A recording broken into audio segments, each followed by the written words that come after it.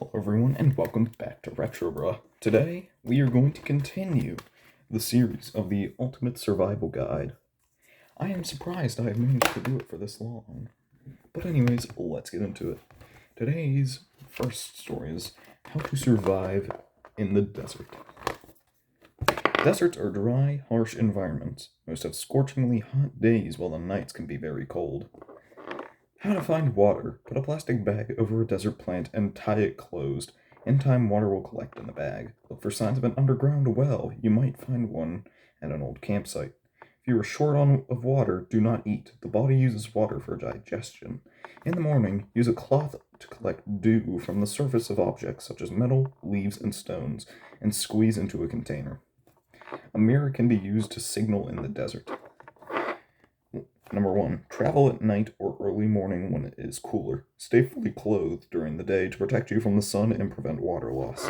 2. Protect your head with a hat or a cloth. Protect your eyes with sunglasses or rub dirt under your eyes to help cut down the glare. Do not ration water. Drink as much as you need. Avoid exercise and have plenty of rest and water. Otherwise, you could get heat stroke. Number 4. Make use of the car or any natural structure you can find. If you have to build a shelter, wait until it is cool. Make shade by building a low wall with rocks or branches.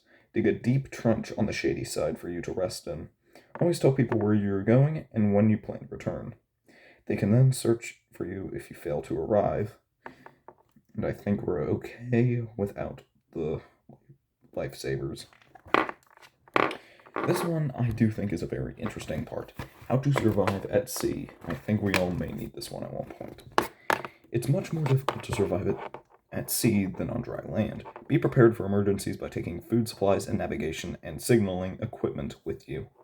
Did you know raw seabirds are perfectly safe to eat, though they do taste very fishy? Their feathers can be used to make a hat. Obviously. If you are on a lifeboat, stay in the boat for as long as possible. Take whatever supplies you can, especially water or canned food. Stay near the place where your boat went down. Rescuers will be looking for you there. Drink water as you need it. Never drink salt water or urine. If you're short on water, do not eat. Keep a lookout for clouds and be ready to catch any rain that falls in shoes, bags, and plastic sheets.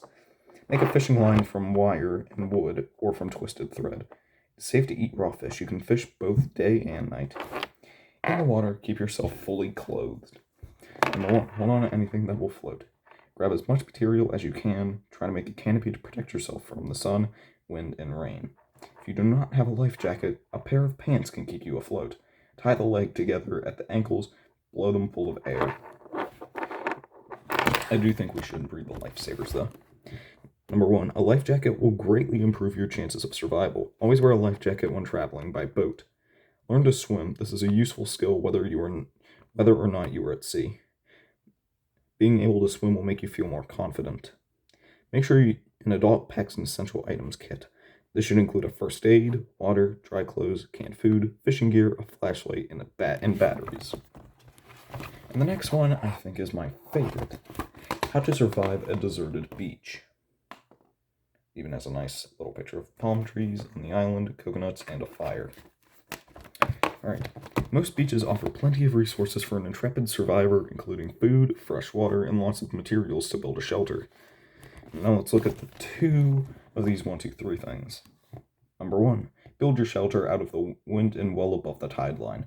It's good to build it near food and water supplies too. 2, build a lean-to frame. Use branches and thatch it with fronds and leaves. Make twine to tie it together from plant fibers. Number 3, caves can be good shelters. Build a fire at the back of the cave so that smoke rises up and drips out of the front. And another 1, 2, 3. 1, a source of fresh water is essential. First, look for a fresh stream emptying into the sea. If there is one, your job is done for you. Number 2, if there is no stream, dig a well above the high tide line. You will probably find water about 3 feet or 1 meter down. Boil it before drinking. Number 3, green coconuts contain water. Bash them against a rock to open them. And for lifesavers, I think this will definitely be a very useful one. To signal for help, light a big fire. When it is burning well, add green plants on top of your fire to make lots of smoke. Number 2, write a message on the beach. If your lifeboat is brightly colored, you could also display that too.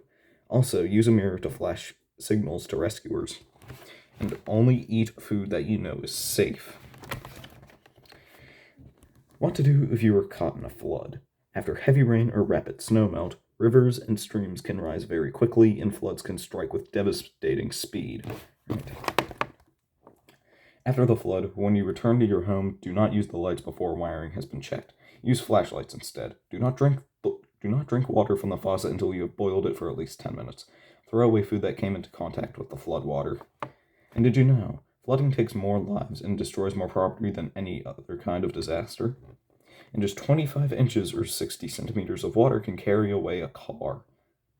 Number 1, if you live in a flood-prone area, always listen out for the flood warnings, especially in the spring. Be ready to leave home quickly. Number 2, remember that flash floods are hard to predict. If it is raining heavily, stay away from streams or dry riverbeds. Number 3, be prepared. Keep plenty of sandbags. These can keep water out of your home. Keep a supply of canned food that does not need cooking. Number 4, if the river is rising slowly, help to move animals and vehicles onto higher ground. Avoid all low-lying areas that might flood.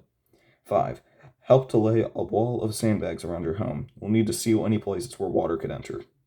Number 6, fill bathtubs, sinks, and other containers with fresh water. You may need it after a flood since drinking water may become contaminated. And for the final one, or the final 2 of the natural disasters, we have what to do in a forest or brush fire. Forest and brush fires start easily when the weather is hot and plants are very dry. In a strong breeze, these fires spread quickly and are a serious threat to people and animals. Number 1, be alert. You can often smell a fire before you see it. Look out for animals acting nervously. Number 2, check the wind direction. If the wind is blowing toward the fire, move towards the wind. If it's behind it, don't try to outrun it. Number 3, look for a natural break in the trees. That would offer little fuel to the fire. Stay there until the fire is past. If you have time, thoroughly wet your clothes, then put a damp jacket or hood over your head. Listen to the radio for fire warnings. If a fire starts close to you, with an adult, try to smother it immediately. If you cannot put it out, notify the fire department right away. Prepare to leave the area quickly. Make sure your family knows the escape plan. If you have time, wet your house with a hose. And did you know old campfires can start a fire when you put out a campfire, spread out the embers, pour water over it, and then top it with dirt? And here's some fast facts. A forest fire can burn an area the size of 400 football fields in just half an hour. Forest fires advance quickly as fast as 6 miles per hour, or 10 kph, with the following wind. Lightning bolts are also a major cause of forest fires. Lightning strikes the earth more than 100,000 times a day. And around 2,000 square miles or 5,000 square kilometers of the U.S. forest is burned every year. And in the photo, it just shows giant forest fire. It sucks, but we can't really do anything about it. We just me and you have to manage to, well, make sure it doesn't happen. How to survive in a frozen wilderness. For anyone trapped in icy terrain at the North and South Poles, or even on high mountains and glaciers, the extreme cold and biting winds are a severe challenge. Did you know? Without clothing, you would survive for 15 minutes in the Arctic exposed to negative 40 Fahrenheit or negative 40 Celsius and 330 mile per hour or 50 kph winds. Snow and ice cover about 10% of the Earth. We need to get that back up, please. And here's some lifesavers if you are in the frozen wilderness. When cold, your body works harder and needs more food and water. Melt snow and ice over a fire and boil it in a pot before drinking. Fish may be your only fresh food. Look for a nearby stream, river, or lake. And also, here's like a little mini paragraph. To catch a fish, use a knife to cut a small hole in the ice about 12 inches or 30 centimeters across. But in the picture, we're going to bring the light down to this one. In the picture, you can see that there's a hole where, like, water would be, and you can basically water hole fishing. That way you can find fish. Alright, let's get back to it. How to make a shelter. Build a small shelter out of the wind. It could be a lean-to shelter, a snow trench or snow cave, or a natural shelter such as a tree hollow or rocky cave. Then build a fire with dry moss, twigs, and large branches. Adding a wall of stones or branches on the opposite side of the fire will help reflect heat back into your shelter. And here are the 1 to 6. Always tell people where you're going and when you plan to return. Be prepared. Ensure your parents pack the car with plenty of fuel, spare parts, signaling and navigation kit, tools, and a lighter or matches. Wear several layers of light, warming clothing. You will need a warm hat, a wind-resistant waterproof jacket, and waterproof boots. Tinted goggles protect against the glare of the sunlight on ice, snow, or ice. They'll also keep wind, snow, and ice out of your eyes. Unzip or remove a layer of clothing whenever you feel warm. This will avoid damp, sweaty clothes chilling you later. Take a warm, waterproof sleeping bag. This will stop you from freezing at night when the temperatures plunge even lower.